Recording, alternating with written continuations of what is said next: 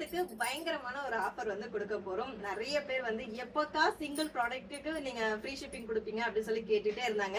ஏன்னா லாஸ்ட் 2 டைமா வந்து காம்போ ஆஃபர்ல கிஃப்டோட வந்து நம்ம கொடுத்துட்டு இருந்தோம். ஸோ நீங்க உங்களோட விருப்பத்துக்கு ப்ராடக்டை சூஸ் பண்ற மாதிரி ஃப்ரீ ஷிப்பிங் கொடுக்க போறோம்.